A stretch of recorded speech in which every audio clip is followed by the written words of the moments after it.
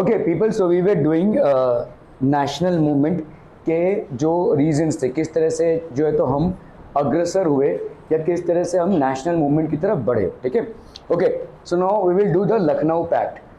Next year, the Congress and the Muslim League signed the historic Lucknow Pact, decided to work together for representative government in the country. ठीक है. तो आपने देखा कि कैसे Britishers अलग अलग तरीकों से हमारे इंडिया में लोगों के बीच में फूट डालने की कोशिश कर रहे थे. तो वैसे देखो, बंगाल का डिवीजन हुआ, और बंगाल का डिवीजन उसलिए हुआ, उन्होंने बोला कि एडमिनिस्ट्रेटिव पर्पसेस के लिए, क्योंकि बंगाल रीजन बहुत बड़ा है, इसीलिए एडमिनिस्ट्रेटिव पर्पसेस के लिए हम इसको डिवाइड कर रहे हैं. लेकिन उनका मकसद क्या था? हिंदू मुस्लिम में पार्टीशन क्रिएट करना, वो फूट डालना. ठीक है. क्योंकि उनको मालूम था कि ये जितना एक होते जाएंगे उतना हमारे लिए दिक्कतें बढ़ती रहेंगी, उतना हमारे लिए चैलेंजेस बढ़ता रहेगा और उतना हमारे लिए रूल या गवर्न करना मुश्किल होता जाएगा. ठीक है. सो अभी देखो यहाँ पे नेक्स्ट ईयर क्या हुआ कि कांग्रेस एंड द मुस्लिम लीग, कांग्रेस और मुस्लिम लीग ने एक हिस्टोरिक लखनऊ पैक्ट साइन किया and they decide to work together for the representative government in the country. तो गवर्नमेंट के रिप्रेजेंटेटिव के लिए यहाँ पे काम करना चालू कर दिया इन लोगों ने. ठीक है. The growth of mass nationalism after 1919, the struggle against the British rule gradually became a mass movement. ठीक है. 1919 के बाद, ठीक है, struggle against the British rule, ठीक है, against the British rule gradually became a mass movement. धीरे धीरे ये एक मास मूवमेंट में डेवलप होने लगा. पहले तो हम देखो, हमको आइडेंटिटी ही नहीं थी, हम इंडिया को बिलोंग करते हैं ये आइडेंटिटी ही नहीं थी. समझ में आ रही है? हम अलग अलग गुटों में बैठे होते. किसी अगर गांव खेड़े में किसी इंसान को पूछा जाता उस समय कि आपका राष्ट्र क्या है, तो वो गांव का नाम बताता था. ठीक है. गांव और आपका रूलर कौन है, तो गांव के मुखिया का नाम बताएगा, या तो ज़्यादा से ज़्यादा राजा का नाम बताएगा. ठीक है. लेकिन India as a nation built up ही नहीं हुआ था. तो ब्रिटिशर्स ने जो 150 साल हमारे ऊपर राज किया, ठीक है, इसका मुख्य कारण ये था कि हम एक नेशन की तरह नहीं थे. We were split up into different groups. ठीक है. We were split up into different territories. कहीं पे मराठा टेरिटरी थी, कहीं पे भाई साहब मारवाड़ था, कहीं पे मुगल एम्पायर था, कहीं पे बंगाल एम्पायर था. तो इस तरह से अलग अलग समुदाय में या अलग अलग टेरिटरीज में पूरे इंडिया का विभाजन था. The India was divided into so many territories. क्या ये समझ में आ रहा है? ठीक है. So after 1919 the struggle against the British rule gradually became a mass movement. तो ये भाई साहब एक मास मूवमेंट होने लगा. It became a mass movement, मतलब अभी लोग जुड़ने लगे. ठीक है. और अगर आप देखोगे 1920 में गांधी जी की एंट्री हुई. ठीक है. बिहार से चंपारण मूवमेंट उन्होंने किया था. तो the first movement was actually started. So now the people have started to realize that there is an external force of the British colonial empire which is looting us, which is plundering us and which is ruling our land. ठीक है. हमारे देश पे आकर ये हम ही को लूट के जा रहे हैं. सो धीरे धीरे लोग इकट्ठा होने लगे. ठीक है. तो ये जो स्ट्रगल चालू हुआ अगेंस्ट ब्रिटिश रूल, ठीक है, तो ये जो ब्रिटिश रूल के अगेंस्ट जो स्ट्रगल चालू हुआ, ये पहले कहाँ से चालू हुआ? पीजेंट्स से. पीजेंट्स मतलब जो फार्मर्स. अगर आप देखो गांधी जी का पहला मूवमेंट जो था Champaran movement, that started in Bihar and that started with peasants. ठीक है. पीजेंट्स मतलब ये पीजेंट सबसे ज्यादा प्रताड़ित थे, ये सबसे ज्यादा दे वर टॉर्चर्ड. व्हाई? बिकॉज इनके ऊपर था जमींदार के ऊपर थे भाई साहब गवर्नमेंट ऑफिशियल्स ने बोला आप जितना, हमको इतना टैक्स चाहिए. अभी आप इसके ऊपर अगर कुछ रख रहे होगे तो आपका मामला है, लेकिन हमको इतना टैक्स चाहिए इस जमीन से. तो अल्टीमेटली किसान मेहनत करके आधे से ज्यादा पैसा वो टैक्स में भरता था. ठीक है. और लोग इससे कमाते थे. और मतलब ब्रिटिशर्स भी माला माल हो रहे हैं, जमींदार भी माला माल हो रहे हैं, ये बेचारे पिस रहे हैं. ठीक है. They are the ones which are who are getting impacted. फिर आते थे भाई साहब ट्राइबल्स कैसे इम्पैक्ट हुए? हाउ? ये ट्राइबल ज्यादा करके फॉरेस्ट रिसोर्सेज को यूज करते थे. They use to wander from forest to forest. इनका कोई परमानेंट ड्वेलिंग सिस्टम नहीं था.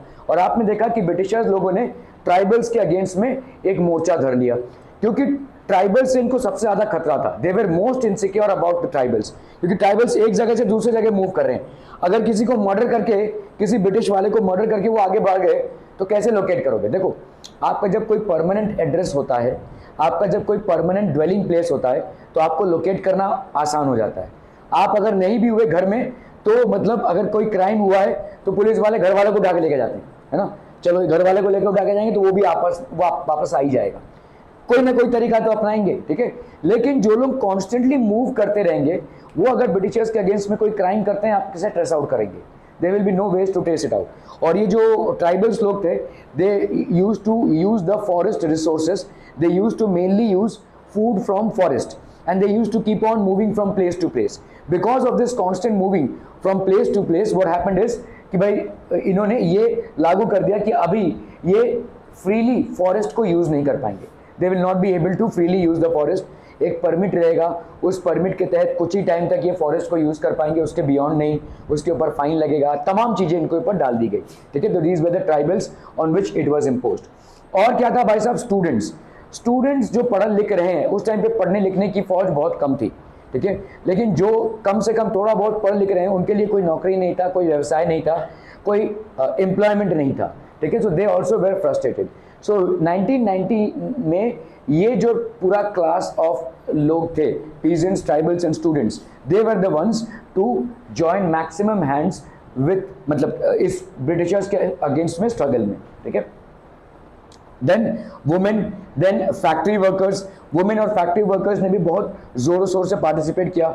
Certain business groups to began to actively support the Congress in the 1920s। तो कुछ बिजनेस ग्रुप्स के लोग भी, जो लोग बिजनेस करते थे, धंधा करते थे कोई ना कोई, they also started joining the movement in 1920s, ठीक है। 1920s में ये मूवमेंट ज्वाइन करने लगे। Why was this so? क्यों भाई साहब? क्योंकि देखो यहाँ पे the first world war altered the economic and political situation in India. देखो इंडिया ने वर्ल्ड वॉर में पार्टिसिपेट नहीं किया था, ठीक है, लेकिन ब्रिटिश ने वर्ल्ड वॉर में पार्टिसिपेट किया था, ब्रिटिशर्स ने वर्ल्ड वॉर में पार्टिसिपेट किया था। फर्स्ट वर्ल्ड वॉर कब से कब हुआ था भाई साहब? 1914 से 1918 तक, ठीक है, 1919 तक चला था ये basically. First world war happened from 1914 to 1919, ठीक है। और इस दौरान ब्रिटिशर्स लोग ने इस पे एक्टिवली पार्टिसिपेट किया था। ये जो ब्रिटिशर्स लोग थे, क्योंकि ये ब्रिटिशर्स, तभी हमारा इंडिया जो है ब्रिटिशर्स के अंडर में था, it was being ruled by the Britishers, Indians. तो इसीलिए क्या हो गया, ब्रिटिश, क्योंकि ब्रिटिश ने पार्टिसिपेट किया है, ग्रेट ब्रिटेन ने वॉर में पार्टिसिपेट किया है, इसलिए इंडिया को भी भाई साहब पार्टिसिपेट करना पड़ा, ठीक है। इंडिया को भी पार्टिसिपेट कैसा करना पड़ा? इंडिया ने arms, ammunition, military personnel Britishers को प्रोवाइड किए। यहाँ से भाई साहब वो लोग लेकर जाते थे मिलिट्री में, आर्मी में लड़ने के लिए, ठीक है, आर्म्स, एम्यूनिशन ये सब लेकर जाते थे, ठीक है। Okay, the first world war altered the economic and political situation of India. Rudraksh, ये तीन कौन है? मैंने बोला था ना वीडियो देखकर आने का, कल आपने अटेंड नहीं किया था class. So who are these three people?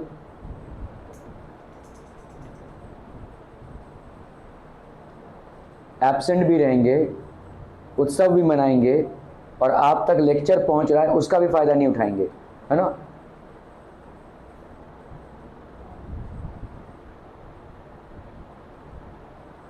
Bhowmik, मैंने कल डिस्कस किया था कि इंडिया में पहला था भाई साहब आपका मॉडरेट्स, कांग्रेस में पहले हुए मॉडरेट्स, फिर मॉडरेट्स से धीरे धीरे बने आपके एक्सट्रीमिस्ट। मॉडरेट्स क्या थे भाई साहब? मॉडरेट्स मतलब अपना डिमांड बड़े पीसफुली रखते थे ब्रिटिशर्स के पास, बड़े हल्के में रखते थे, पिटिशन फाइल करते थे, रिटन डॉक्यूमेंट सबमिट करते थे कि भाई हम तनाव नहीं चाहते, इस चीज़ को आप सुलझाएं। नहीं सुलझता था तो कुछ नहीं, लेकिन एक्सट्रीमिस्ट ने बोला कि कब तक हम करते रहेंगे, हमारा राज्य है, हमारा प्रांत है, और हम ऐसे ही उनको दस्तावेज पे दस्तावेज या उनको अर्जिशें दे रहे हैं, लेकिन कोई फ़ायदा नहीं हो रहा है। तो एक्सट्रीमिस्ट लोग उभरे, और पहले एक्सट्रीमिस्ट थे भाई साहब लाल, बाल और पाल बोलते हैं इसको, ठीक है, इनका कॉम्बिनेशन होता है लाल, बाल एंड पाल, ठीक है। लाला लाजपत राय फॉर लाल, ठीक है, लाला लाजपत राय, दिस इज लाला लाजपत राय, ठीक है, and he basically held from Punjab, ठीक है। बाल एंड पाल, ठीक है, बाल मतलब बाल गंगाधर तिलक, बाल गंगाधर तिलक, बाल गंगाधर तिलक, ही हेल्ड फ्रॉम महाराष्ट्र। आप जो भाई साहब गणपति के लिए इतनी बड़ी बड़ी छुट्टियां लेते हैं, ठीक है, और गणपति के लिए जितनी जो छुट्टियां मिलती हैं ये इनके वजह से मिलती हैं। आपके महाराष्ट्र में नेशनल मूवमेंट को प्रोवोक करने के लिए तिलक जी ने बेसिकली ये गणपति फेस्टिवल चालू किया। गणपति फेस्टिवल पहले घरों में होता था, ठीक है, ऐसे मतलब कॉलोनीज में या मतलब कलेक्टिवली नहीं होता था, ठीक है, कलेक्टिवली उन्होंने स्टार्ट किया। जैसे आपसे चंदा लेने आते हैं आपके कॉलोनी में कुछ, पार्क में कुछ, ठीक है, ये सब जो था ये उन्होंने स्टैब्लिश किया क्योंकि उन्होंने देखा कि लोगों को सबसे ज़्यादा इंडिया में जोड़ती है रिलीजन। तो अगर हम गणपति उत्सव बड़े समुदाय में मनाएं या गणपति उत्सव सार्वजनिक कर दें तो इसलिए लोग वहाँ पे आएंगे, और जब लोग आएंगे तो डिस्कशंस होंगे, और डिस्कशंस होंगे तो हम नेशनल मूवमेंट को प्रस्तावित करेंगे। ठीक है, सो हमारे यहाँ पे जो महाराष्ट्र में जो गणपति का सेलिब्रेशंस हैं दैट वाज स्टार्टेड बाय लोग बाल गंगाधर तिलक। ठीक है, जिनकी छुट्टियाँ आप ऐश से मनाते हैं, ये उस टाइम के नेशनल मूवमेंट को प्रोवोक करने के लिए ये किया गया था, नेशनल मूवमेंट को प्रेरित करने के लिए किया गया था। ठीक है, okay, Bal Gangadhar Tilak. And then we have Bipin Chandrapal, this is basically Bipin Chandrapal and he held from Bengal. तो ये पहले 3 लोग थे जिन्होंने बोला कि भाई साहब ये क्या चल रहा है, मतलब हम कब तक ऐसे अर्जियां देते रहेंगे, ठीक है, हम कब तक ऐसे हमारे समस्याओं को एक बहुत मॉडरेट तरीके से प्रस्तुत करते रहेंगे। सो दीज ट्रायो, ये जो ट्रायो था भाई साहब, ये ट्रायो में मतलब इन 3 की तकड़ी ने पहली बार मॉडरेट से एक्सट्रीमिस्ट अप्रोच कांग्रेस में लाया। ठीक है, they were the ones who brought the extremist approach in Congress. मतलब हम अपना हक छीन के लेंगे, इनसे कब तक मतलब हम रिक्वेस्ट करते रहे कि हमारे इस समस्या का निवारण करें, हमारे इस समस्या का समाधान करें। अगर ये नहीं कर रहे हैं तो हम कुछ भी नहीं कर रहे हैं, right. So we have to snatch them from it.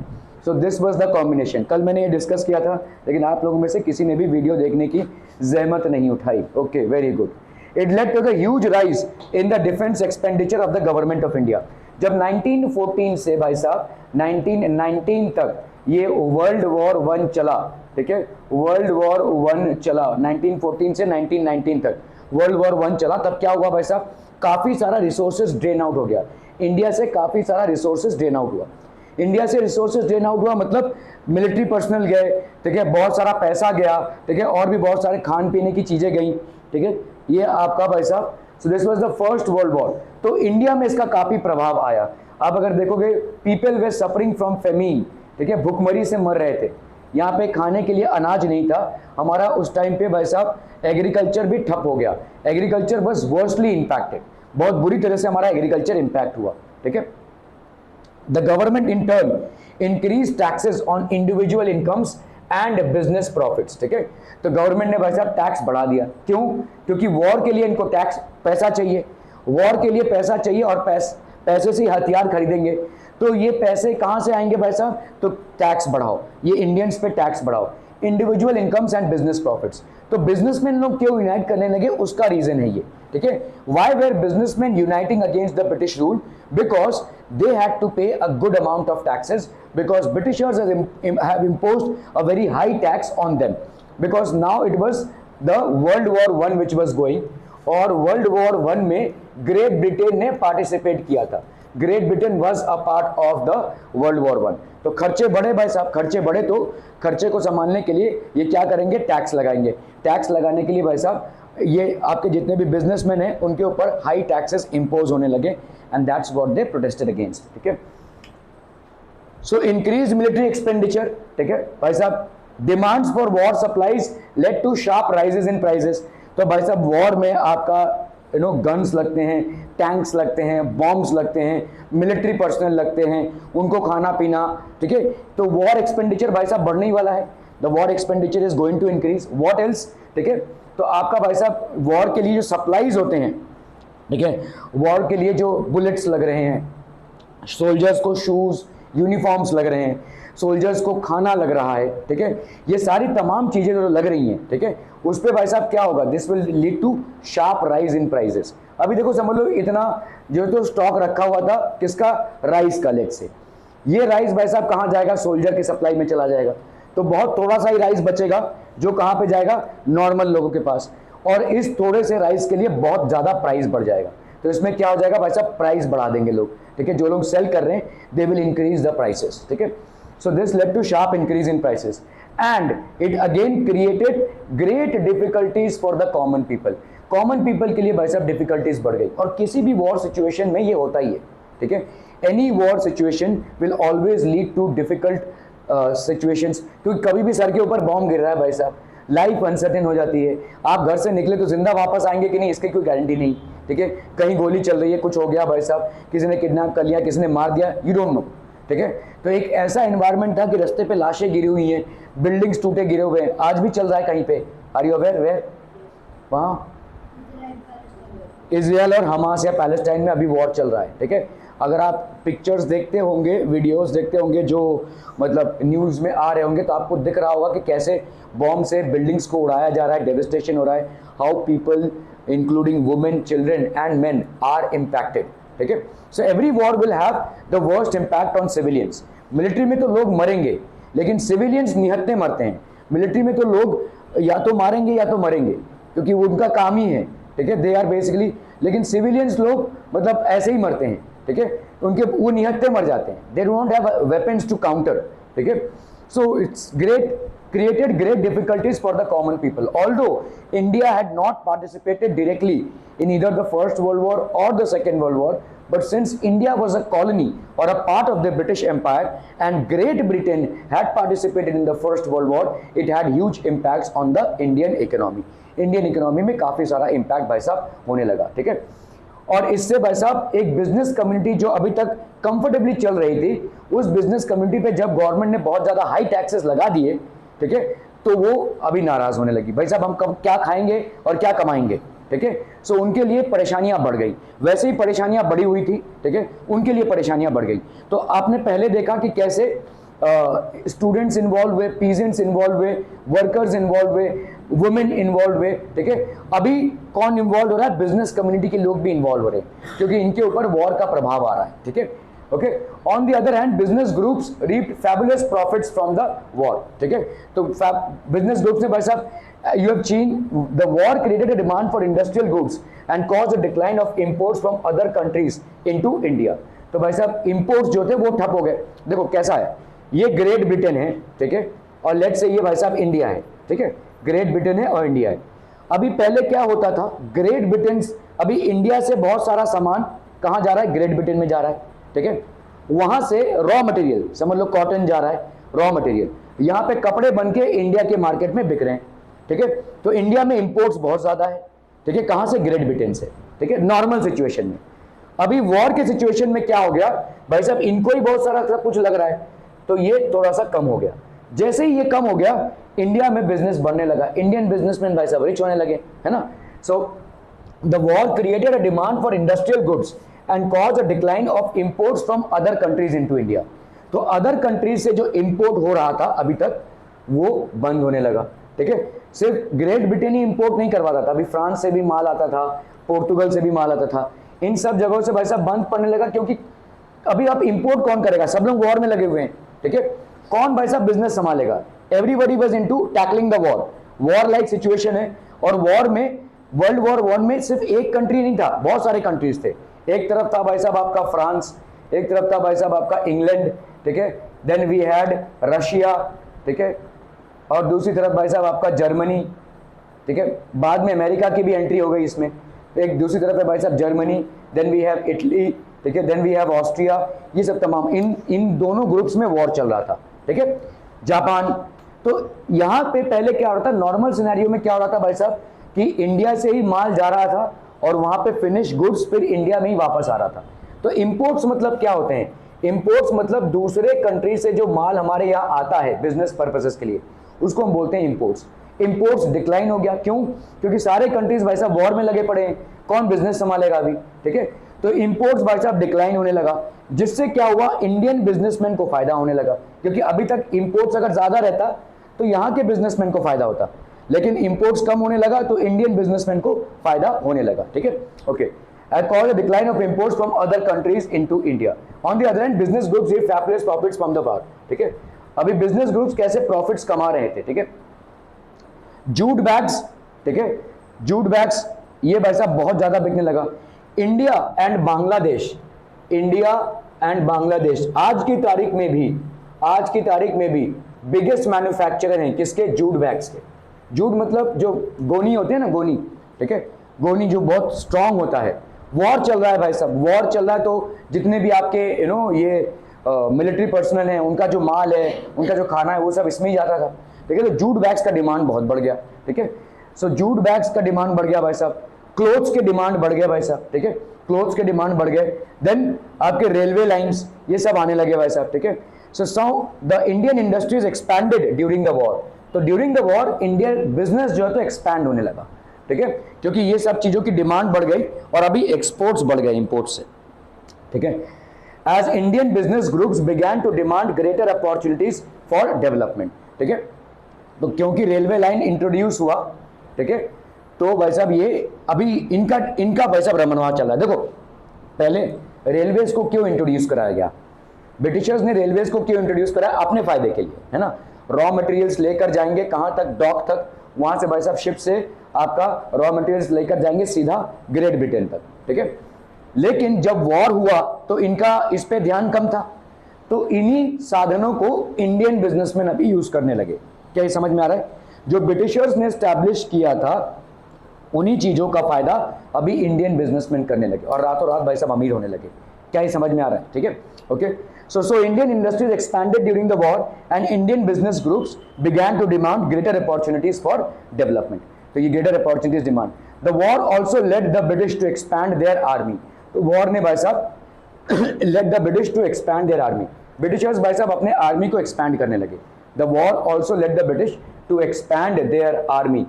Villages were pressurized to supply soldiers for an alien cause. तो villages को भाई साहब प्रेशराइज किया जाने लगा, ठीक है, to supply soldiers for an alien cause. Alien cause क्यों बोल रहे हैं भाई साहब? Why are we calling it alien cause? अभी देखो जितने भी आपके ये सारे जितने भी इंडियंस हैं, ये इंडियंस को वॉर में जबरदस्ती ढकेला जा रहा था। These are Indian people who were pressurised to join the war. Alien क्यों बोल रहे हैं? हमसे उनका कोई लेना देना नहीं है। ग्रेट ब्रिटेन का वॉर में पार्टिसिपेशन से हमारा कोई लेना देना नहीं है। But since we are a part of the Great Britain Empire, ठीक है, we are a part of the colonial empire, we have to supply Indian soldiers. तो Indians को जबरदस्ती प्रेशराइज किया जा रहा था ब्रिटिश आर्मी ज्वाइन करने के लिए। किसानों को, मजदूरों को, उनसे उनकी जमीन छीनी जा रही थी, उनके पास करने को कुछ नहीं है, फैमिली कैसे चलाएंगे? जाइए भाई साहब वॉर में जाइए, आप आपके फैमिली को हम पैसा देते रहेंगे, ठीक है। तो ऐसा जबरदस्ती करके इनको बेदखल करके वॉर में लिया जा रहा था, ठीक है, for an alien cause. Villages were pressurized to supply soldiers for an alien cause. Village के मुखिया, सरपंच या जो लोग जमींदार होते थे उनको बोला जाता था कि भाई साहब बड़ी तादाद में लोगों को लेकर आओ, हम तुमको कमीशन देंगे, लोगों को कन्विंस करो टू ज्वाइन द वॉर, लोगों को कन्विंस करो आर्मी में जाने के लिए। We need man in huge numbers, ठीक है। A large number of soldiers were sent to serve abroad. Many returned after the war with an understanding of the ways in which imperialist powers were exploiting the people of Asia. देखो जब तक आप किसी गांव खेड़े में रहते हैं ना, मतलब इंडिया की परिस्थिति सोचो, समझ लो ये एक छोटा सा गांव है, ये बड़ा सा इंडिया है भाई साहब, उसमें एक छोटा सा गांव है। उस छोटे से गांव में आप रहते हैं, गांव की ज़मीन, गांव की खेती बाड़ी, गांव का धंधा, ठीक है, गांव की आबो हवा में आप रहते हैं। आपको क्या मालूम पूरी दुनिया में क्या चल रहा है? You don't know anything about. उस टाइम पे तो भाई साहब इंटरनेट था नहीं, टीवी था नहीं, तो देयर वाज नो न्यूज़, ठीक है। जब आप एज अ मिलिट्री आर्मी जाते हैं किसी और देश में फाइट करने के लिए, तब आपको चीज़ें दिखने लगती हैं, ठीक है, कि कैसे इंपेरियलिस्ट नेशंस, जो स्ट्रॉन्ग नेशंस हैं जैसे फ्रांस हो गया, ग्रेट ब्रिटेन हो गया, ये कैसे धीरे धीरे अपने आप को एक्सपैंड कर रहे हैं, कैसे धीरे धीरे पूरे वर्ल्ड में अपना दबदबा बना रहे हैं, कैसे ये अपने ही फायदे को देख रहे हैं, कॉलोनियल एम्पायर्स जितने भी हैं वहाँ से लूट कर अपना ही बढ़ा रहे हैं। तो that is something that they were able to foresee. जैसे ये गांव से निकले और वहां पे गए, so many returned after the war, बहुत सारे लोग जो वापस आए वॉर के बाद, understanding of the ways in which imperialist powers were exploiting the peoples of Asia. तो इनको ये अंडरस्टैंडिंग होने लगी कि भाई साहब अच्छा हमें तो लूटा जा रहा है, क्योंकि जब तक आप लूट रहे हैं और आपको मालूम नहीं है कि आपको लूटा जा रहा है तो आप अवेयर नहीं है, लेकिन जैसे ही आप उस सिस्टम से बाहर निकलते हैं तब आप अवेयर हो जाते हैं। एक कहावत है कूप मंडुक, मंडुक मतलब होता है भाई साहब मेढक, ठीक है, और कूप मतलब होता है कुआं। कुआं में जो मेढक रहता है उसको लगता है भाई साहब यही दुनिया है ना, यही भाई साहब यूनिवर्स है, because he is not been out of it, ठीक है, यही दुनिया है, ये कुआं ही भाई साहब दुनिया है, ये मेरा राज्य है, that is what it is, ठीक है। अगर वो बाई चांस बाहर निकलता तब वो भाई साहब अरे बाप रे ये दुनिया है क्या, ठीक है। सो इसी तरीके का इवेंट तब भी हुआ।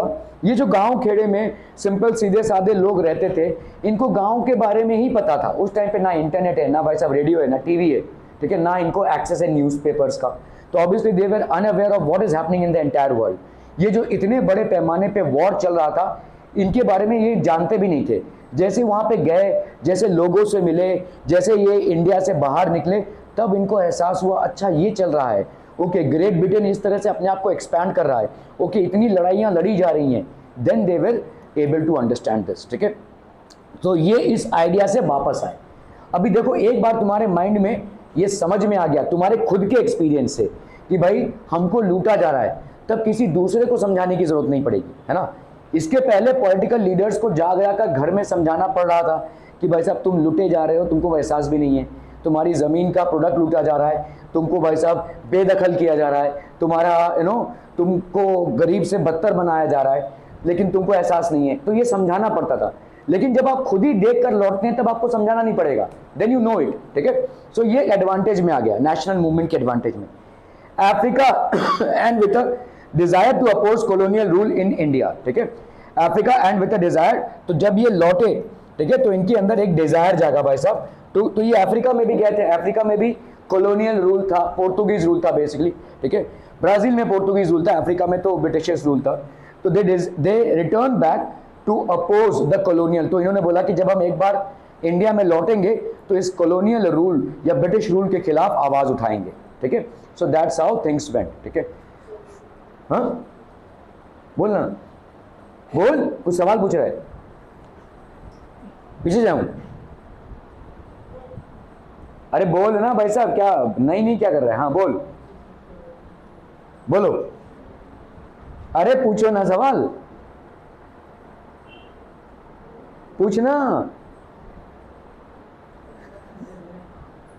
अरे सवाल ही पूछ रहा है, बॉम्ब थोड़ी डिफ्यूज कर रहा है। क्या सवाल है बोलो? अरे कोई भी सवाल देखो, मेरे को तो यही चाहिए कि आप सवाल पूछें। जो इंसान सवाल पूछने की कोशिश कर रहा है वो समझने की कोशिश कर रहा है।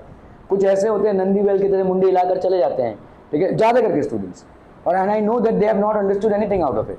तो आपको अगर किसी जगह पे मतलब डाउट आ रहा है या कुछ ऐसा चीज जो समझ में नहीं आया है, प्लीज बेझिझक पूछिए उसको, क्योंकि कम से कम पूछने में ये तो पता चलता है कि कोई प्रयास कर रहा है समझने का। So I have nothing against questions being asked here, in fact I want this batch to become interactive. आप सवाल पूछें, एक इंटरेक्शन हो। आप कभी 9th वालों के साथ बैठिए, वो इतने सवाल पूछते हैं मेरे से ना कि मतलब मैं अगर 5 स्लाइड कराता हूँ, 20 स्लाइड का तो उसका क्वेश्चन हो जाता है, इतने सारे क्वेश्चंस पूछते हैं। तो इंटरेक्टिव होता है, इससे जो पढ़ा रहा है उसको भी इंटरेस्ट आता है। वरना ये तो एक साइडेड है भाई साहब, मैं पढ़ाता जा रहा हूँ, आप पता नहीं क्या समझ रहे हैं, और फिर से हाँ बोलिए।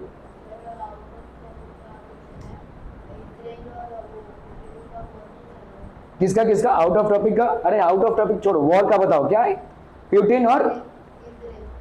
प्यूटिन और इजराइल का वॉर नहीं चल रहा है।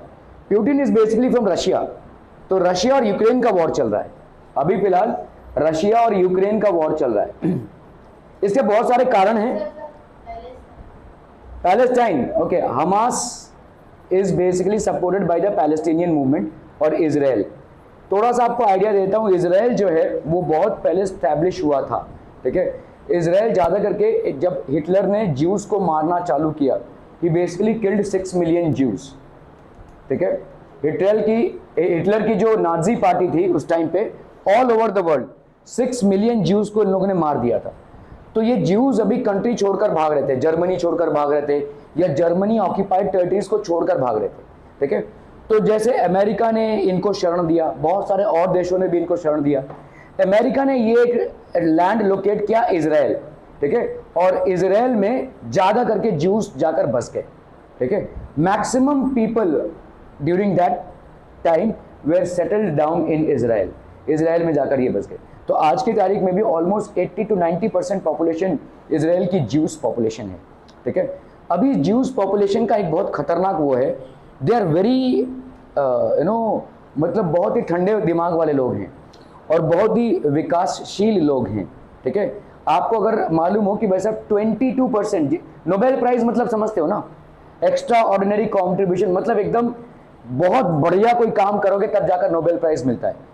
22% नोबेल प्राइज आज तक जितना भी मिला है वो ज्यूज को मिला है, ठीक है, अक्रॉस द ज्यूज को मिला है।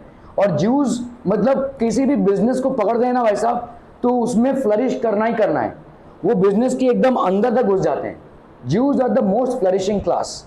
और ये क्यों होता है मालूम है? क्योंकि उनका जो सिस्टम है ना वो कुछ ऐसा है, जैसे मैं कोई बिजनेस चालू किया मैंने और इसमें पैसा आ रहा है, मेरे को प्रॉफिट आ रहा है, मैं क्या करूँगा? नहीं मैं और किसी को नहीं बताऊँगा, मैं ही कमाऊँगा, है ना? ऐसा रहता है हमारा एटीट्यूड। ज्यूज लोगों का एटीट्यूड ऐसा नहीं रहता है। ज्यूज लोग क्या करते हैं भाई साहब, अगर पैसा कमा रहे हैं ना, वो और 5 लोगों को लेकर आएंगे, अरे भाई ये धंधा कर, पैसा आ रहा है। वो 5 लोग और धंधा करेंगे, वही धंधा करेंगे, ऐसा करते करते 5 से 10, 10 से 50, और फिर भाई साहब वो धंधा तो सक्सेसफुल होना ही होना है। ठीक है, दैट इज देयर कॉन्ट्रीब्यूशन। इसीलिए वो हमेशा बिजनेस क्लास में आगे रहे, अभी भी आगे हैं। इजराइल को उन्होंने भाई साहब एक बहुत ही स्ट्रॉन्ग कंट्री बना दिया है। ठीक है, देखो 1945 तक आपका सेकेंड वर्ल्ड वॉर चला। ठीक है, ज्यूज इधर उधर भटके भाई साहब, ज्यूज रीस्टैब्लिश हुए, उनकी फैमिलीज मर गई, उनके फैमिलीज के लोगों को मार दिया गया, बहुत अत्याचार हुआ। दे मेनली स्टैब्लिश देमसेल्व्स इन इजराइल। इजराइल एक मोहम्मदन कंट्री थी, लेकिन आज की तारीख में एक ज्यू डोमिनेटेड कंट्री है। ठीक है, और इसीलिए भाई साहब ये जो मोहम्मदन कंट्रीज के रूल्स और रेगुलेशन से उनको नहीं मानती है। हालांकि वो एक मिडिल ईस्ट कंट्री है, बट ज़्यादा करके मोहम्मदन कंट्रीज के रूल्स एंड रेगुलेशंस को नहीं मानती है। तो इसके वजह से उनमें एक आपसी तनाव है कि मतलब कैसा है, अच्छा ये जो विनय है ना, ये आता है लेकिन बहुत शैतानी करता है, ये क्लास के अंदर ही सिगरेट जला के पीता है, ठीक है, पता नहीं ऐसे ऐसे उल्टे सीधे काम करता है। तो अगर ऐसा काम कर रहा है तो आप लोग सब मिलके मारोगे ना इसको, हम सब मिलके मारेंगे इसको, है ना? तो हमारी तरह बिहेव नहीं कर रहा है। तो इजराइल जो है वो इनकी तरह बिहेव नहीं कर रहा है। वो मतलब एक सेपरेट कंट्री है, वो सेपरेटली इवॉल्व हो रहा है, और उसके बहुत सारे मतलब बिजनेस बढ़ रहा है, उसका टेक्नोलॉजिकल एडवांसमेंट हो रहा है, जिससे बाकी के कंट्रीज़ को प्रॉब्लम हो जाता है। ठीक है, और इसीलिए इजराइल के अगेंस्ट इनका मंतव्य है। और Palestinians are deadly against Israel, इसीलिए कुछ ना कुछ अटैक करते रहते हैं। तो अभी वो वॉर चल रहा है इसी के चलते। That is the reason of the war. Hitler Jews को क्यों मारता है? ओके, लंबा क्वेश्चन है भाई साहब। हिटलर ने ज्यूज को क्यों मारा? ओके, देखो हिटलर ने ज्यूज को नहीं मारा, हिटलर की नाजी पार्टी ने मारा। ठीक है, ये थे भाई साहब एडोल्फ हिटलर, एक बहुत ही सिंपल सा आदमी था कॉमन आदमी था। ठीक है, अभी देखो उस टाइम पे जर्मनी जब पहली बार वर्ल्ड वॉर हार गई, ठीक है, जर्मनी वर्ल्ड वॉर हार गई, जर्मनी पहली वर्ल्ड वॉर भाई साहब बुरी तरह से हार गई, बुरी तरह से हार गई। तो जब आप हारते हैं तो समझ लो कोई आपको पीट रहा है भाई साहब, विनय आनंद बाबू को गिरा गिरा के मार रहा है भाई साहब। ठीक है, तो जब विनय जीत गया तो वो क्या करेगा अभी? हाँ, पार्टी करेगा। ओके, पार्टी करने के बाद क्या करेगा? चलो पार्टी किया, ओह मैं जीत गया, चलो उसके बाद क्या? What will you do? ये बोलेगा ना माफ़ी मांग, है ना, अभी पैर में और पैर पर सबके सामने माफ़ी मांग, ये सब बोलेगा इसको ना, है ना, यही होता है। ठीक है, ओके। सो क्योंकि इस वर्ल्ड वॉर में बहुत ज़्यादा नुकसान हुआ था और जर्मनी इस वर्ल्ड का मेन आर्किटेक्ट था। ठीक है, सबसे ज़्यादा पार्टिसिपेट जर्मनी ने किया था। तो सारे देशों ने बोला भाई साहब इस राष्ट्र को बर्बाद कर देना है। ठीक है, तो ये समझ लो ये जर्मनी है, this is basically Germany. Germany के जो मेन जगह थे जहाँ पे इंडस्ट्रियल चीज़ें प्रोड्यूस होती थी वो सब दूसरे राज्यों ने ले लिया, दूसरे जितने भी कंट्रीज थे जिन्होंने वर्ल्ड वॉर में पार्टिसिपेट किया था उन लोगों ने ले लिया। फॉर एग्जाम्पल एक लैंड था जर्मनी का जिसको राइन लैंड बोलते हैं, और इस राइन लैंड में बहुत सारा प्रोडक्टिविटी होता था। ठीक है, राइन लैंड में बहुत सारा प्रोडक्टिविटी होता था। इस राइन लैंड को सब लोगों ने ले लिया, थोड़ा बहुत रशिया ने ले लिया, थोड़ा बहुत भाई साहब इंग्लैंड ने ले लिया, थोड़ा बहुत फ्रांस ने लिया, जर्मनी के पास कुछ नहीं बचा। जर्मनी पे बहुत बड़ा फाइन लगाया गया। ठीक है, जिस फाइन को पे करते करते जर्मनी भाई साहब आधी हो गई, कुछ नहीं बचा था जर्मनी के पास। जर्मनी के लोग भाई साहब गरीब से गरीब होते गए। ठीक है, और एक ऐसा सिचुएशन आ गया कि सरवाइव करना मुश्किल हो गया। समझ में आ रहा है ये? ठीक है, सोशल सेटअप जर्मनी का पूरी तरह से तस्त वस्त हो चुका था, इकोनॉमिक सेटअप पूरा पूरा क्रैश हो चुका था, क्योंकि चारों तरफ से प्रेशर आ गया, सब लोग प्रेशराइज करने लगे। जर्मनी एक यूरोपियन कंट्री है, सब लोगों ने भाई साहब उसके साथ धंधा बंद कर दिया, बहुत बड़े टैक्सेस लगाने लगे, तो जर्मनी क्रैश होने लगी, धीरे धीरे धीरे धीरे क्रैश होने लगी, इकोनॉमिक डाउनटर्न होने लगा, लोगों के पास खाने को नहीं है। ठीक है, तो एक चीज मानवता के स्तर पर समझिए कि अगर समझ लो आपके टेबल पे खाना है, आपके सर पे छत है, ठीक है, आपका वॉशरूम है, आपको बेसिक एमिनिटीज़ ऑफ लाइफ मिली हुई है। और मैं अगर आपको बोलूँ, देख रहे हो वो जो रास्ते पे एक इंसान जा रहा है ना, वो बहुत बदमाश है, मारो जाके उसको। तुम बोलोगे मेरा तो उसने कुछ बिगाड़ा नहीं, क्यों तुम्हारी बात सुनूं मैं, है ना? यही बोलोगे ना भाई, तुम्हारा जीवन सही सही चल रहा है, मैं तुमको बोल रहा हूँ वो रास्ते पे जाना हुआ इंसान, उसी ने तुम्हारे जीवन में ये उपद्रव बना हुआ है, मारो जाकर उसको। तुम बोलोगे तुम ही मारो, मैं क्यों मारूं? ठीक है, मेरा कोई लेना नहीं उस इंसान से। लेकिन समझ लो तुम्हारी जो अवस्था है वो बहुत ख़राब है। तुम्हारे फैमिली ने एक दिन तक खाना नहीं खाया है, तुमने खुद 2 दिन तक खाना नहीं खाया है, घर में पानी नहीं है पीने को, ठीक है, मतलब इलेक्ट्रिसिटी नहीं है, ठीक है, और मतलब क्या कल खाएंगे, बच्चे रो रहे हैं। इस तरह की कंडीशन अगर हो जाए, और अगर कोई तुमसे जाकर बोलता है कि तुम्हारी दुर्दशा ना उस इंसान ने किया है, क्या तुम जाकर उसको मार दोगे? मार दोगे, है ना? This is what will happen. तो क्योंकि जर्मनी उस टाइम पे इतनी बुरी तरह से अस्त व्यस्त हो चुकी थी, ठीक है, हिटलर ने बोला भाई साहब इस पूरे चीज़ का भाई साहब किसने हमको ऐसा बनाया है? ज्यूज़ ने हमको लूट कर ऐसा बना दिया। अभी समझो ज्यूज़ को क्यों हम मारेंगे, ठीक है? तो ज्यूज़ उस टाइम पे देखो, जो कैथलिक कम्युनिटी है, जो क्रिश्चियन कम्युनिटी है, वो 2 भागों में बटी हुई है।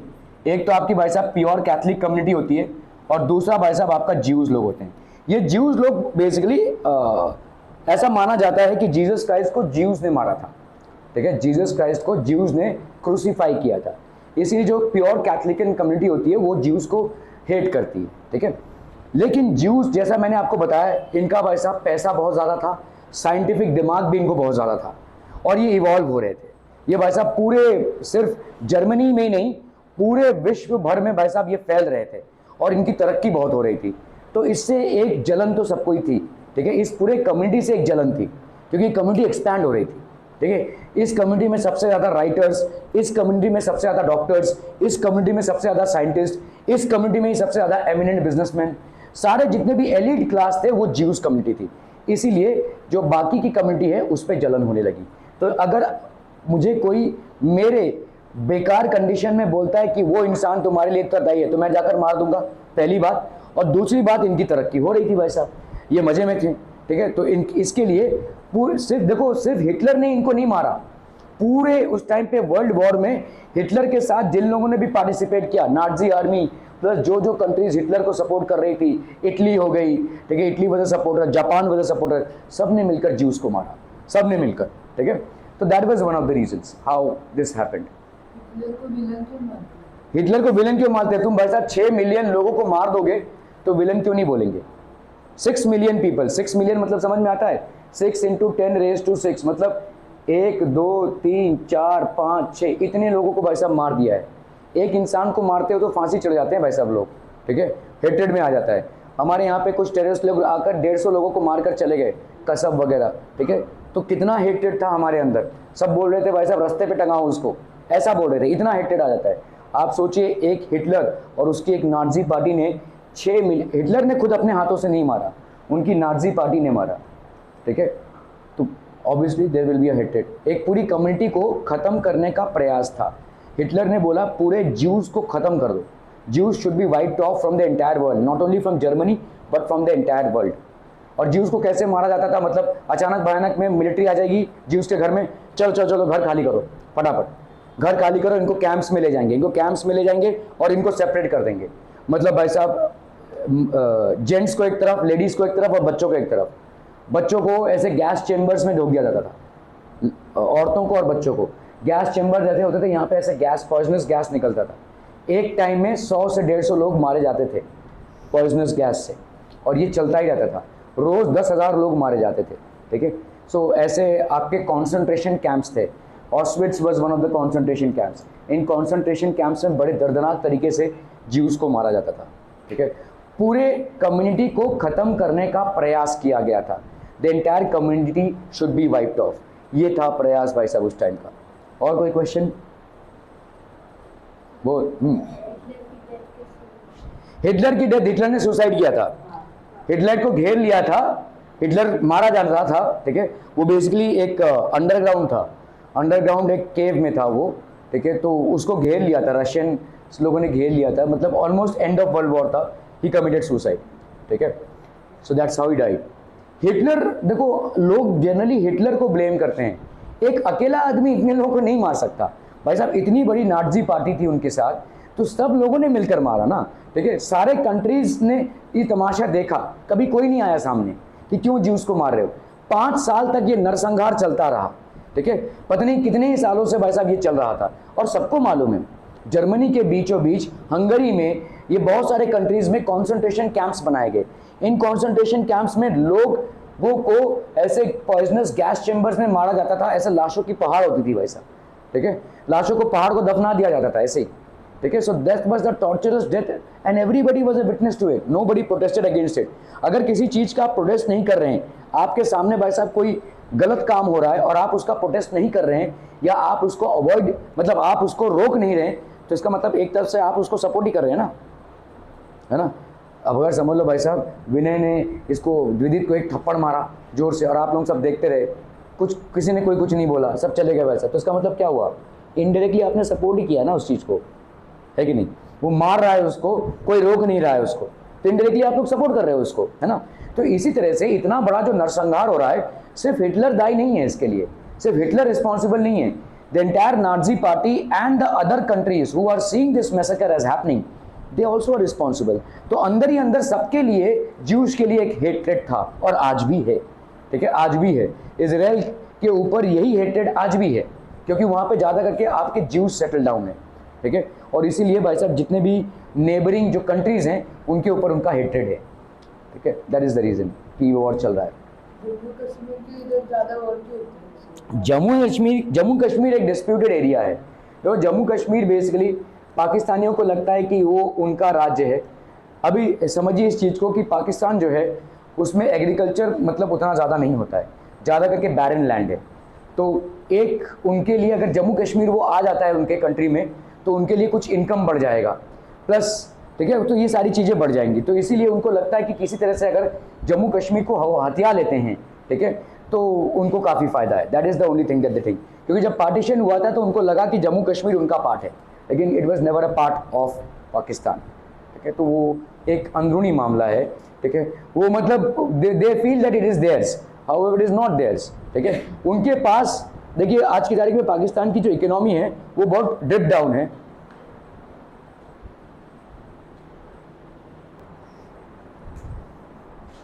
Africa and with a desire to oppose colonial rule in India, ठीक है। Okay okay okay. Further more in 1917 there was a revolution in Russia.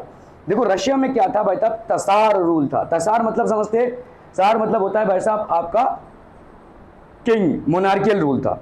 तो ये भाई साहब डिथ्रोन हो गया और रशिया में आ गया भाई साहब रेवोल्यूशन। ये रेवोल्यूशन के चलते भाई साहब आ गया कम्युनिस्ट, ठीक है। तो ये हैं भाई साहब हमारे लेनिन, ठीक है। ये आपके भाई साहब हैं Karl Marx. Actually Karl Marx was the propagator of communism. इन्होंने एक बुक लिखी थी जिसका नाम था द दास कैपिटल, और उस दास कैपिटल पे कम्युनिज्म है। कम्युनिज्म मतलब वेलफेयर है। इसके बारे में हम 10th में ज़्यादा विस्तारित रूप से पढ़ेंगे, फिलहाल अभी आप 9th में पढ़ेंगे बेसिकली। सो फिलहाल अभी आपको इसमें ज़रूरत नहीं है, लेकिन आपको ये समझना है कि इन्होंने पूरे एक राष्ट्र का ढांचा चेंज कर दिया, पूरा गवर्नेंस चेंज कर दिया। जैसे फ्रेंच रेवोल्यूशन ने पूरे दुनिया भर के कंट्रीज को इम्पैक्ट किया था, वैसे ही रशियन रेवोल्यूशन ने भी पूरे दुनिया भर के कंट्रीज को इम्पैक्ट किया। It impacted the different countries all over the world, ठीक है। So that is how it is. Knew about peasants and worker struggles, ठीक है। तो आपके भाई साहब पीजेंट और वर्कर स्ट्रगल्स के जो न्यूज़ है वो फैलने लगी, ठीक है। It actually propagated.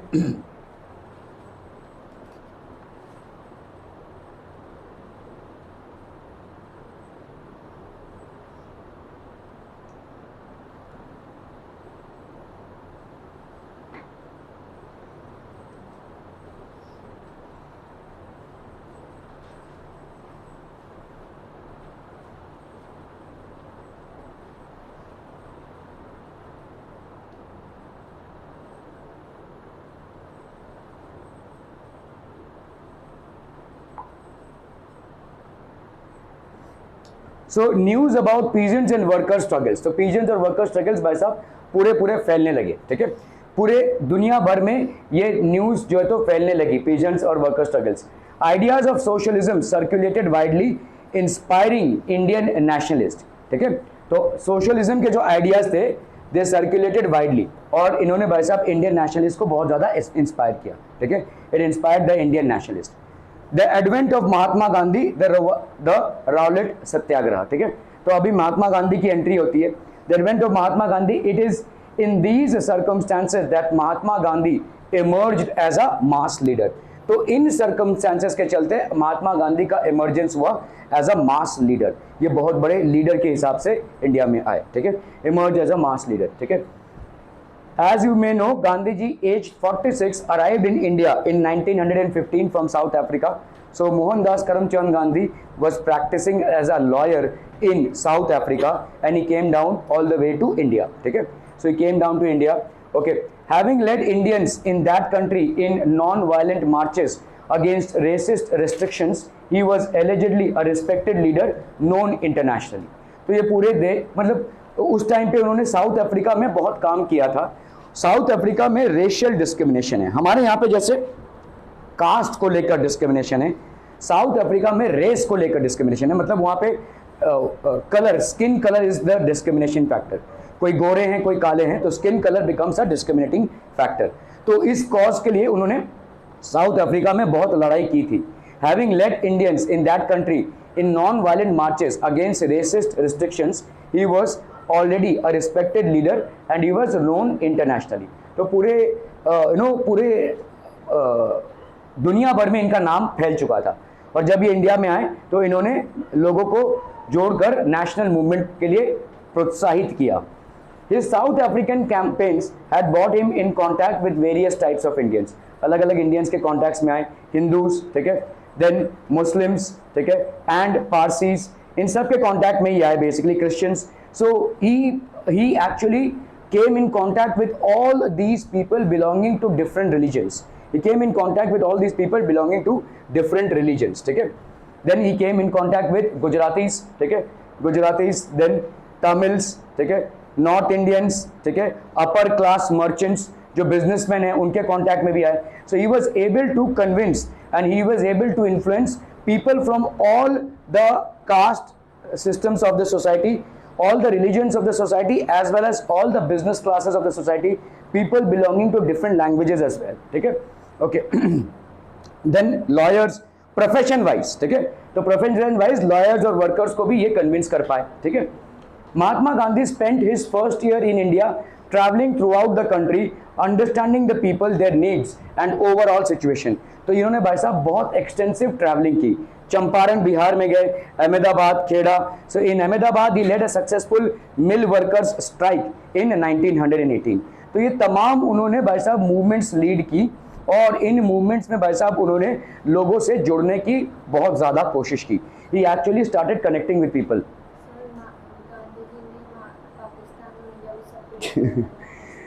ऐसे सब बोलते हैं, ओके, ये एक डिबेटेबल टॉपिक है कि was Gandhi influencer in dividing India and Pakistan. तो देखो, Gandhi never wanted that Hindu and Muslims should get divided, ठीक है, हिंदू एंड मुस्लिम्स अलग अलग कंट्रीज फॉर्म हो ये नहीं मानते थे, ठीक है। लेकिन उस टाइम पे भाई साहब इंडिया एकदम इंडिपेंडेंस में आ चुका था, ठीक है, और इंडिया एक स्ट्रॉन्ग कंट्री इमर्ज होगा ऐसा ब्रिटिशर्स को मालूम था। तो व्हाट दे डिड वाज, उन्होंने भाई साहब इतनी ज़्यादा डिवाइड एंड रूल वाली पॉलिसी डालकर रखी थी, डिवाइड एंड रूल। तो फाइनली जब लास्ट वाइसरॉय लॉर्ड माउंटबेटन ने यहाँ से जाने का मतलब प्रस्ताव रख दिया, तब उन्होंने बोला कि yes, India should be divided between two nations, that is India and Pakistan, ठीक है। सो उस टाइम पे भाई साहब दो उम्मीदवार थे, एक थे भाई साहब पंडित जवाहरलाल नेहरू और दूसरे थे भाई साहब जिन्ना, मोहम्मद अली जिन्ना। मोहम्मद अली जिन्ना was basically the leader of Muslim League and Pandit Jawaharlal Nehru was the leader of Congress and these were able। तो गांधी कभी प्राइम मिनिस्टर या प्रेसिडेंट इंडिया के नहीं होना चाहते थे, ठीक है, तो he said that one of the two must become the prime minister of India। और उस टाइम पे भाई साहब इन्होंने प्रस्ताव रखा, तो मोहम्मद अली जिन्ना ने बोला नहीं भाई, हमको तो अलग राज्य ही चाहिए, ठीक है, हमको एक अलग राष्ट्र चाहिए, हमको एक अलग नेशन चाहिए एज पाकिस्तान। तो इन्होंने प्रस्ताव रखा और उस पर जवाहरलाल नेहरू ने भी इसको सपोर्ट किया, भाई हाँ, अगर सेपरेट होना चाहते हैं तो उनको सेपरेट होने दीजिए, ठीक है। और फिर गांधी ने उस पर हाँ बोल दिया। हालांकि ये प्रस्ताव गांधी ने ही रखा था, ठीक है, it didn't come from Gandhi, but he didn't oppose it as well. एक ही इंसान था उस टाइम पे इंडिया में जो इसको रद्द करवा सकता था, जो इसको पोस्टपोन करवा सकता था, ठीक है, या जो इसको ख़त्म कर सकता था, और वो थे गांधी जी। ठीक है, उन्होंने इस चीज़ को सपोर्ट नहीं किया, लेकिन जब उनके सामने ये चॉइस आया कि weather India should be divided, तो उन्होंने बोला ठीक है भाई कर लो डिवीजन। ठीक है, तो he didn't stop it as well, he could have stopped it. ठीक है, तो हम जैसे कुछ चीज़ों जैसी हो रही है ना, वैसे कोई अगर समझ लो अभी भाई साहब इसने इसको मार दिया मेरे सामने ही, मैं इस चीज़ को रोक सकता हूँ, या मैं इस चीज़ को फैलने से रोक सकता हूँ, राइट, या मैं दोनों को पनिश कर सकता हूँ, लेकिन मैंने कुछ किया नहीं है, तो would I be responsible for their conflict? Maybe I have not triggered the conflict, मतलब मैंने इसको इसके खिलाफ नहीं भड़काया, ना ही इसको इसके खिलाफ भड़काया है। ठीक है, समझ में आ रहा है? लेकिन जहां पे मैं रोक सकता था वहां पे मैंने रोका भी नहीं है, तो मैंने कहीं ना कहीं इस चीज़ को सपोर्ट कर दिया है ना, इनडायरेक्टली। मैंने नहीं बोला कि भाई तुम इसको मारो, मैंने इसको नहीं बोला कि तुम इसको मारो, या इनके अंदर मैंने आपसी द्वेष की भावनाओं को प्रोत्साहित नहीं किया है। I have not encourage the hostile feelings between them, but if they are fighting and I am not stopping them in spite of the fact that I can stop, then somewhere down the line I am making a compromise. तब तो मैं compromise कर रहा हूँ ना भाई साहब। ठीक है, फिर तो मैं कॉम्प्रोमाइज कर रहा हूँ इनके सिक्योरिटी के साथ, तो दैट इज वन थिंग। और यही गांधी के साथ हुआ, यही हुआ भाई साहब गांधी के साथ, कि गांधी ही एकमात्र ऐसे इंसान थे जो इस पार्टीशन को नो बोल सकते थे, लेकिन उन्होंने नहीं बोला। ठीक है, तो इसीलिए ऐसा माना जाता है कि गांधी ने ही पार्टीशन किया, लेकिन गांधी ने पार्टीशन नहीं किया है। ये दोनों अगर लड़ रहे होंगे तो इनके आपसी भेदभाव होंगे, उसकी वजह से ये दोनों लड़ रहे हैं। मैंने कुछ नहीं किया है, लेकिन मैं इसको रोक सकता हूँ, जो मैं नहीं कर रहा हूँ। ठीक है, तो ऐसा है रिस्पॉन्सिबिलिटी। तो हिंदूज और मुस्लिम्स में डिवीजन हो और पाकिस्तान जैसा एक सेपरेट नेशन क्रिएट हो, ऐसा गांधी ने कभी नहीं कहा और ना ही वो चाहते थे। ठीक है, लेकिन जब उन्होंने वो मतलब ऑलमोस्ट अपने लास्ट स्टेज में थे, बीमार थे, ठीक है, और उनके सामने जिन्ना और जवाहरलाल नेहरू दोनों भी आए और उन्होंने बोला हाँ भाई डिवीजन हो जाना चाहिए ताकि सब सुख चैन से रहें, ये एक अलग नेशन ही लें। तो उन्होंने बोला ठीक है भाई ऐसा ही तुम लोग को लगता है तो कर दो, एंड दैट वाज डन। ठीक है, although this could have been avoided by Gandhi himself. Are we clear on this one? तो ये हुआ था उस टाइम पे। ओके, तो यस, ये एक, और इंडिया में 150 सालों में जब हम ब्रिटिशर्स के अंडर रहे उतना खून खराबा नहीं हुआ था जितना खून खराबा हुआ आपके पार्टीशन के बाद। पार्टीशन में हुआ क्या भाई साहब, पाकिस्तान से लोग इंडिया में आए, इंडिया से लोग पाकिस्तान में गए, और इस बॉर्डर क्रॉसिंग में बहुत बड़े बड़े राइट्स हुए, बहुत बड़ी तादाद में लोगों का मैसेकर हुआ, लाखों की तादाद में लोग मारे गए, फैमिलीज बिछड़ गए, कौन किधर गया कुछ मालूम नहीं। ये मूवी देखी आपने भाग मिल्खा भाग, उसमें देखो एक थोड़ा सा इनिशियल सीन है जब उसके पूरे फैमिली को पंजाब में मार दिया जाता है, और ऐसा हादसा ऑलमोस्ट हर दूसरे इंसान के साथ हुआ था। ठीक है, उस टाइम पे ऐसा हादसा ऑलमोस्ट हर दूसरे इंसान के साथ हुआ था। ठीक है, मतलब किसको काटा जा रहा है, किसको मारा जा रहा है, कोई हिसाब नहीं है, लोग बस मार रहे हैं एक दूसरे को। ठीक है, तो पार्टीशन के लिए गांधी रिस्पॉन्सिबल नहीं थे, लेकिन पार्टीशन के बाद जो खून खराबा हुआ वो इंडिया में सबसे बड़ा खून खराबा का इंसिडेंट था, सबसे बड़े मास स्केल में राइट्स हुए थे उस टाइम पे।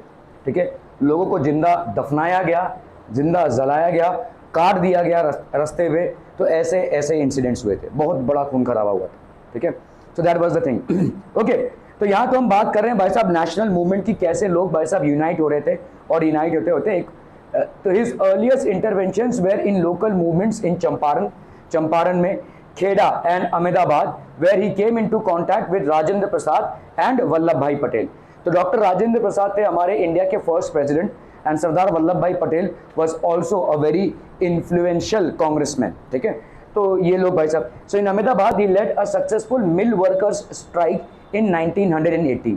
तो पहले गांधी ने चंपारण में मूवमेंट किया पीजेंट्स के साथ, फिर अहमदाबाद में मिल वर्कर्स के साथ किया, धीरे धीरे जो मास पब्लिक है उनके साथ जुड़ने लगी। ठीक है, that is laying the foundation of the national movement across India. Let us now focus in some detail on the movements organized between 1919 and 1922. The Rowlatt सत्याग्रह। अभी रॉलेट क्या था भाई साहब, रॉलेट एक एक्ट हुआ करता था, और सत्याग्रह क्या होता है, सत्याग्रह होता है भाई साहब साइलेंट प्रोटेस्ट। ठीक है, तो रॉलेट सत्याग्रह है क्या बेसिकली, ठीक है, साइलेंट प्रोटेस्ट है ये। In 1919 Gandhi gave a call for a satyagraha against the Rowlatt act that the British had just passed. अभी ये रॉलेट एक्ट में था क्या, the act curbed fundamental rights such as the freedom of expression and strengthened police powers. तो police को अगर कोई लगता है कि ये ये बंदा जो है वो ब्रिटिशर्स के खिलाफ लोगों को भड़का रहा है, वो उसको ताबड़तोड़ जेल पे ले जाकर बंद कर सकती है। तो कोई भी ट्रायल के बिना, देखो जब आपको पुलिस लेकर जाती है तो पुलिस आपको जेल में कुछ ही टाइम के लिए सिर्फ पूछताछ के लिए बंद करके रख सकती है, ठीक है, आपको जेल नहीं करवा सकती। तो आपके ऊपर बेसिकली एक केस चलेगा, वो केस आप जीतेंगे या हारेंगे, उसके बाद जेल होता है। किसी इंसान का, अगर कोई इंसान को पुलिस पकड़ कर ले जाती है तो जरूरी नहीं कि वो क्रिमिनल हो, पुलिस शक के बिना पे किसी को पकड़ती है और उसके बाद होता है ट्रायल। ट्रायल मतलब जज के सामने दोनों पक्षों के जो केसेस हैं वो रखे जाएंगे और फिर जज डिसाइड करेगा कि whether this person is guilty of the crime और नॉट। इफ ही और she is guilty then he will be basically punished by imprisoning, तब जाकर असली जेल होता है। तो पुलिस का किसी को ले जाना जेल नहीं होता है, पुलिस शक के बिना पर या पूछताछ करने के लिए लोगों को उठाती है और लेकर जाती है, लेकिन उसके बाद उनको छोड़ना पड़ता है। पुलिस किसी को जेल नहीं दे सकती। So every person has the right to contest the trial. लेकिन ये राउलेट एक्ट के तहत ये ट्रायल का जो राइट था वो रिमूव कर दिया गया। मतलब पुलिस जिसको उठा लेगी उसको जेल, पुलिस ने किसी को भी अगर उठा लिया और बोल दिया कि भाई ये ना ब्रिटिशर्स के खिलाफ काम कर रहा है तो उसको जेल हो जाएगा, ठीक है।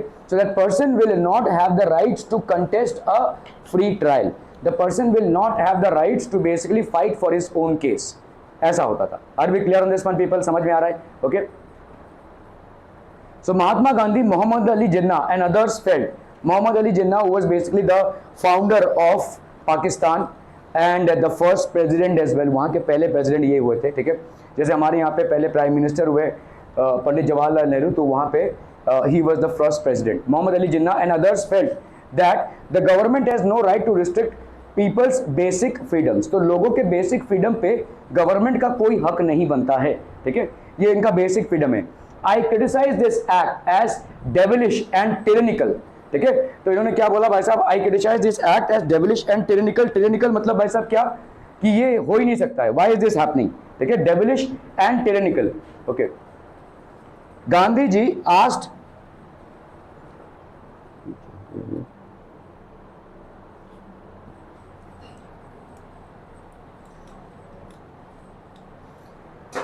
Gandhiji asked the Indian people to observe 6th of April 1919 as a day of non-violent opposition to this act, as a day of humiliation and prayer and हड़ताल strike।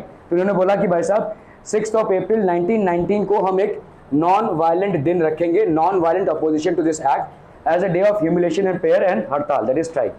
Satyagraha सभाs were set up to launch the movement, ठीक है, तो launch the movement Satyagraha सभाs। The Rowlatt Satyagraha turned out to be the first all India struggle against the British government, although it was largely restricted to cities। तो इसको भाई साहब cities में ही restrict किया गया, ठीक है, it was largely restricted to cities।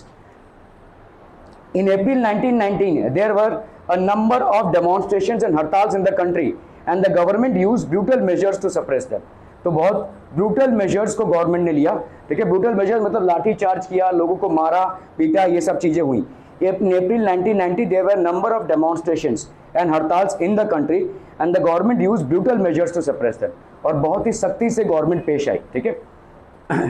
The Jallianwala Bagh atrocities inflicted by General Dyer in Amritsar और Baisakhi day 13th of April were a part of this repression।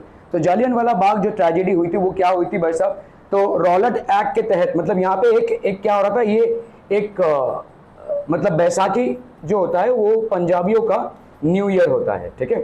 तो बैसाखी के दिन 13th of April को ये पंजाबी लोग एक ग्राउंड में एकत्रित हुए थे, they were collected at one place, और यहाँ पे जनरल डायर को इंस्ट्रक्शंस मिला कि भाई इनको उड़ा दो, ये कोई पॉलिटिकल एजेंडा लग रहा है इनका, कोई पॉलिटिकल मीट है ब्रिटिशर्स के against, so let's get rid of them, and अंधाधुंध गोलियां चलाई गई। तो इस जलियनवाला बाग में जितने भी आपके गेट्स थे सबको बंद कर दिए गए, ठीक है। तो the people had no way to escape, एक ही गेट था एंट्री के लिए और वहाँ पर मिलिट्री खड़ी थी। तो बच्चे, क्या ही बच्चे और क्या ही बूढ़े और क्या ही जवान और क्या ही औरतें, सबको मार दिया गया। तो कुछ यहाँ पे एक वेल था, एक कुआं सा था, ठीक है। जब लोगों को कुछ नहीं दिख रहा तो लोग उस पर कुएं पे जम करके अपने आप को मारने लगे, ठीक है। So that was what happened in Jallianwala Bagh. On learning about the massacre, Rabindranath Tagore express the pain and anger of the country by renouncing his knighthood. Knighthood मतलब उस टाइम पे एक उपाधि मिला करती थी, मतलब सर बोला जाता है ना, जो तो सर की जो उपाधि होती है वो नाइटहुड की उपाधि होती है। तो रविंद्रनाथ टैगोर ने बोला कि भाई साहब नहीं चाहिए मुझे, ये वापस लीजिए आप, ठीक है। So he basically gave up his knighthood. During the Rowlatt satyagraha the participants tried to ensure that Hindus and Muslims were united in the fight against the British rule। तो हिंदूज और मुस्लिम्स यूनाइट हों इस fight में against the British rule. This was also the call of Mahatma Gandhi, who always saw India as a land of the people who lived in the country, Hindus, Muslims, and those of other regions. ठीक है, तो this was also the call of Mahatma Gandhi, who always saw India as a land of the people who lived in the country. ठीक है, and as Hindus, Muslims, and those of the other religions. ठीक है, other religions के वैसा भी लोग हैं। ठीक है, he was keen that Hindus and Muslims support each other in any just cause। ठीक है, तो इनका ये मानना था कि हिंदूज और मुस्लिम्स एक दूसरे को भाई साहब सपोर्ट करते हैं किसी भी जस्ट कॉज में। ये प्रसन्ना भगत अभी क्यों आया है?